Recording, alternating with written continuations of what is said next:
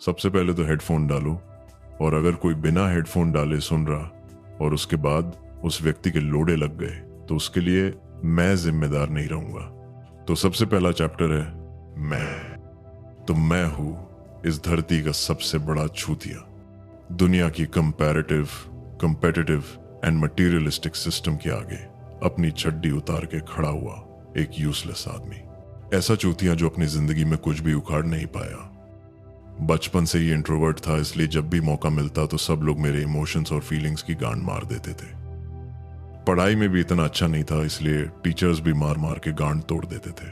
तारे जमीन पर मूवी के ईशान का एक बेवकूफ वर्जन था मैं, जिसको कोई सिंपैथी भी नहीं मिलती थी।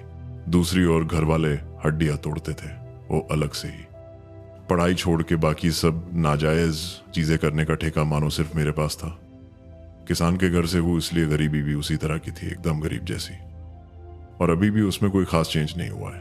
तो मेरा जीवन बेसिकली एक ऐसा ट्यूटोरियल है जो ये बताता है कि कैसे सफल ना हुआ जाए, और मैं हूं कि बार बार उस रिट्राई के बटन पर क्लिक किए जा रहा हूं। मैं बुलजाए की ओ बावली गांड हूं, जिसमें अगर किसी अंधे व्यक्ति ने भी उल्टी दिशा में तीर छोड़ा तो मैं अपनी पनौती की ताकत से उसे अपनी ओर खिंच के खुद की गांड में ले सकता हूं। बाकी के भाई बहन दोस्त पढ़ाई करके आगे बढ़ गए, सेटल हो गए, और मैं बस हिलाता रह गया, नाकामी का झंडा। सबसे पीछे रहा तो बाकी सबको आगे बढ़ता देख मेरी गांड जल जल के राख बन गई है। और ओ राख अगर किसी पौधों को डाली जाए खाद समझ के तो ओ पौधे भी मुरझा जाएंगे, इतनी जलन है उस राख में भी। हाँ, ऐसा नहीं कि मैंने कोशिश नहीं की, पर मैं खुद के लिए खुद ही पनौती बन के रह गया। इतने सारे रास्ते ट्राई किए, पर हर बार जिंदगी एक नए प्रॉब्लम को नई तरह से लाकर मेरी जली हुई गांड पे नमक चटनी मिर्च मसाला मार के चली जाती, और चीख चीख के कहती कि सुन बे छिपकली की टट्टी, तुझे तो मैं कहीं का नहीं छोड़ूंगी। और ये जो तेरा गुफा जैसा पीछे का छेद है ना, वो सिर्फ मेरा है, पूरा इस्तेमाल होगा तेरा तो। मेरी हर कोशिश पे जिंदगी तेज धार से मोद के चली जाती है। जॉब्स हो या कोई नया धंधा, इतनी बार मेरी इज्जत का जनाजा निकला है कि अगली बार कुछ करने जाओ तो बाकी सबको पहले ही पता होता कि मैं इस बार कौन सी पोज में जिंदगी का अंदर लेने वाला हूँ, और मैं लेता रहता हूँ, और सारे देख के मजाक बना रहे होते हैं। और उससे भी बुरी बात क्या है पता है? जिंदगी मेरी लेती है और मुझसे ही पैसे लेके चली जाती है। ऐसा लगने लगा है कि जिंदगी ने मुझे सिर्फ मेरी लेने के लिए रखा है, अपनी रखेल बना के। और मेरे पैदा होने का एक दूसरा कारण यह भी है कि जिंदगी ने मुझे वो एक प्रोटोटाइप बना के बाकियों के लिए एक एग्जाम्पल सेट किया है, जिसे बाकी लोग मुझे देख के कहते हैं जिंदगी में जो चाहे बनो, पर ऐसा बिल्कुल भी नहीं बनो। दुनिया में वो जो लूजर लोग नहीं होते, जो अपने से ऊपर सक्सेसफुल लोगों को देख के जलते रहते हैं और डिमोटिवेट होते रहते हैं, और फिर मुझे और मेरी फेल्ड लाइफ को देख के खुद को मोटिवेट रखते हैं और कहते हैं अरे कम से कम मेरी लाइफ ऐसी तो नहीं है। ऐसे लोगों को मेंटली ऑर्गेजम देने के लिए बनाऊं।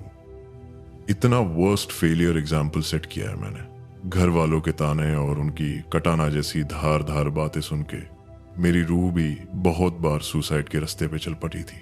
इतनी लाचार और जिल्लत भरी जिंदगी है मेरी।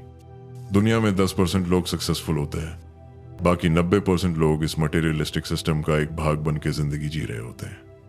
पर मेरी गिनती तो इन दोनों में भी नहीं आती है। मेरी जिंदगी तो -% में चल रही है।